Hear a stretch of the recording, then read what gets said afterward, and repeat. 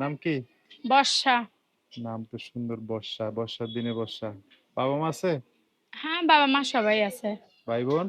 ভাই আছে একটা। বড় না ছোট? একটাই ভাই। বড় না ছোট? আমার ছোট। আপনার ছোট। হুম। আপনার ছোট তারপরে আর কেউ নাই না? না, আচ্ছা, সবাই মিলে থাকেন কই? সাভারে থাকি। দেশের বাড়ি ময়মনসিংহ। বাবা আরেকটা ফ্যামিলির সঙ্গে থাকে, আমাদের সঙ্গে অনেক বছর ধরে থাকে না। ও, আমি, আম্মা আর ছোট্ট একটা ভাই, আমরা তিনজনে থাকি। ও।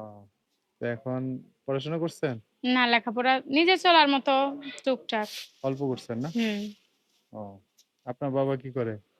বাবার আরেক ফ্যামিলি, আমাদের খোঁজ খবর ও রাখে না। আচ্ছা, মানে আরেকটা ফ্যামিলি করছে, বিয়ে হুম। শাদী করছে আর কি। হুম। ও, আপনাদের খোঁজ খবর নেয় না? না, আপনার মা সুস্থ আছে? মা অসুস্থ অনেকটা। হায় হায়। চলেন কিভাবে? চলি বাসা বাড়িতে কাম কইরা, কি করব। আপনি করেন কাজ কাম? হ্যাঁ, আমি করি কাজ।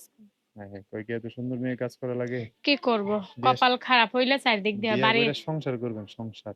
সংসার করব কিভাবে? মনের মতো একটা মানুষ পেলে অবশ্যই সংসার করব। মনের মতো মানুষ ছাড়া বিয়ে আর করা যায় না? প্রস্তাব দেয় না কেউ বিয়ে করার লাগা? হ্যাঁ, অনেক প্রস্তাব দেয় বিয়ে শাদীর জন্য। তো বসেন না কেন? বসি না, তাদের অনেক ডিমান্ড। মানে এত মেলা যৌতুক কই পামু? অনেক বাসা কিছু চায় বাড়িতে না? কাম করে নিজের সংসারই তো পালতে পারি না।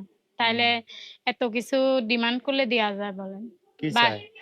অনেক কিছুই চায়, ঘর সাজে দিতে বলে, অনেক সোনা গহনা টাকা, অনেক কিছুই তো চায়। বাইক হুন্ডা অনেক যৌতুক চায়। হিসেবে বুঝেন না, অনেক কিছুই তো চায়। হুম, ঠিক আছে। তো এখন যৌতুকটা কি দিব। করতে চান এই অবস্থায়? বুঝছি। এই অবস্থায় ভালো একটা মনের মতো মানুষ পাইলে, পাশে দাঁড়াইলে অনেকটাই খুশি হতো। এখানে অনেক বিপদে আছে। মা অসুস্থ বাড়িতে, হুম, ছোট ভাইরে নিয়ে দেশের পরিস্থিতিটা অনেক খারাপ। চলাটা অনেক কঠিন হয়ে যায়। হুম।